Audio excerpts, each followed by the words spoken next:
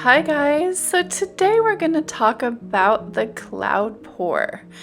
Now, this is the color palette I used, kind of a little weirdo color palette for my first cloud pour, and that was part of my first issue, I think, with this one. This is my MelyD cloud mix, and if you haven't seen it before, there it is in print. It is the one she uses, and I want to say thank you so much to my patrons.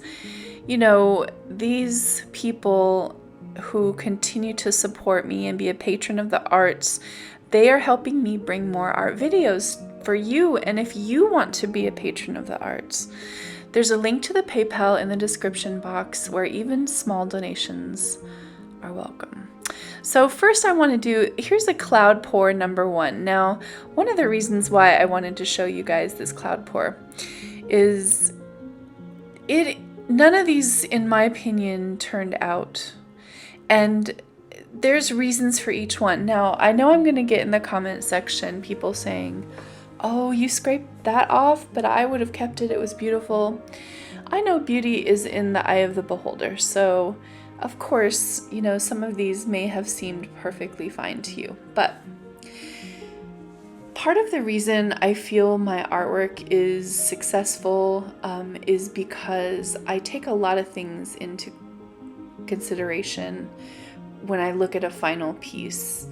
Any of us can put colors into a cup and dump them out and tilt them off of a canvas, but part of what we should be thinking of as an artist, if you want this to be more than just like a little craft hobby or whatever, is you want to think about composition, you want to think about color, you want to think about the movement on the canvas and how it feels. What kind of a feeling does it evoke when you look at the piece? Is it exciting? Is it calming? Does it make you angry? You know, they always say that good art makes you feel something. And these definitely made me feel something.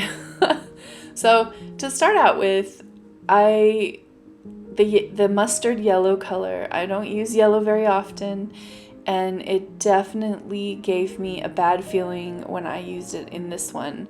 I thought it would more create kind of a beautiful orange with that nickel azo gold, but actually it just turned a weird, gross kind of green color and an off yellow. I don't know, I really did not enjoy the yellow color on there. So what I did was I put a second pour in the center and I left that yellow color out. So now my hope is that I'm going to tilt off pretty much a lot of that yellow color, and you'll see. And I go from one corner here and tilt, and then down to the left corner, which is the closest corner, and then I'll go down to the right corner and then to the top right corner. And in doing that, I won't get any weird jagged lines for this. Now, I do like the pretty effect that gold, the second pour left that gold ring, and I really, really enjoyed that. I thought that was really pretty. But overall, I just could not figure out how to make the composition of this one pleasing to me. There wasn't anything super exciting going on. The cloud mix was not very cloudy. I love the gold ring around there, but other than that, I'm just not that excited. And I just couldn't figure out how to bring some excitement to this piece. There's really nowhere that I could tilt it. I mean, I even tried, you can see I'm still trying to tilt and find the composition for that one. But I don't know, probably with some embellishment maybe, I don't know. I just wasn't very excited. So that was the first cloud pour, and yeah, you know, I ended up scraping that off, you guys. It was not my favorite. So this is the same day I decided I'm going to do cloud pour number 2 because Dirty Artist and I had a collaboration that we were going to do with a cloud pour. So this was my attempt that day. And what's funny is Dirty Artist also had a hard time with their cloud pour. So it just was not a day for cloud pours for either of us, even though we're clearly across the globe. So this time I decide I'm going to add some crimson in there with that yellow. And I'm thinking, okay, now with that crimson and that yellow, I'm going to get some beautiful orange tones as they mix. And that's my plan. And I do add some other colors left over that I had. There's some gold there. And some more of the satin enamel white around there. I realize I just don't have nearly enough paint. And so I need to add another little cup in the center. So this one is more promising so far, but I haven't stretched it out yet. So I begin the stretching process, and I do love the cloudy effect on this one more. I can tell already. It's like I didn't have enough white in my cup the last time, so there really wasn't very much cloud going on. This one I know is going to have more of a cloudy effect because I put that ring of satin enamel white around the end, and I did 2 cups, both which had white in them.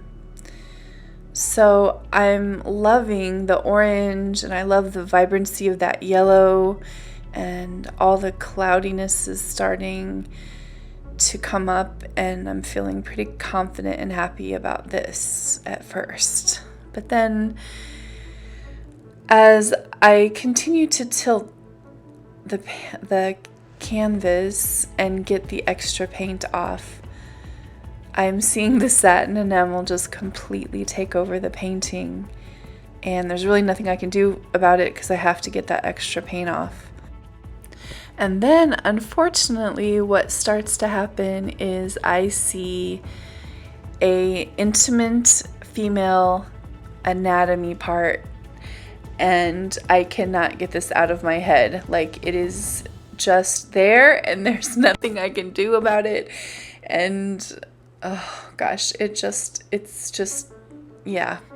So and look at how the white just kept taking over as it sat there. So I just could not, no. So we move on to cloud pour number 3. Let's do that so we don't violate any laws here. Now I decide, okay, I'm gonna add some more of the yellow and the crimson to start a new cloud pour. I have plenty of white on the canvas already, obviously, and so I want to bring back some of the other colors in there and hopefully get some oranges. That's my goal. So I kind of work it around the canvas, and I do see a few pretty things happening, and I also see some of the beautiful cloud effect getting ruined, I guess I would say, in the tilting process. But in my mind, I'm thinking, you know, it does kind of look like the sun, and how the sun would rise up over the horizon, and you get the little hint of blue and the little reflection of the sunlight in the clouds, and kind of like the feeling of a sunset. And so I thought, oh, you know, maybe I could work with this even though it's not like a traditional cloud pour. And yeah, so it looks like the sun, and I thought, okay, I can do something with this. And then I thought, oh, I want to put some like little sun flares or little rays coming off the sun. But if you've watched any of my videos, you'll know that when you do balloon rolls with a lot of satin enamel white, it is a struggle. If you watch my ghosted canvas You can watch me struggle with that one for like 20 minutes or something. Actually, I mean, it was like in real time, it was like an hour or two. But, so at first I'm thinking, okay, I kind of like this. I like the red coming off of the sun, and it's making like little sun flare looking things, and I'm okay with it. And I just keep working. Now, one thing that's happening is the satin enamel is clouding the other colors that are underneath there. And what I forget is there's blue. So unfortunately, as I begin to take more paint off with my balloon rolls, this blue starts coming through, which in my mind, because I'm trying to do something that looks like a sun, I guess, blue is not a color you think of when you're thinking of it coming off the sun. Although, I guess now that I think about it, flames can be really hot and they can be blue. I don't know. It just, man,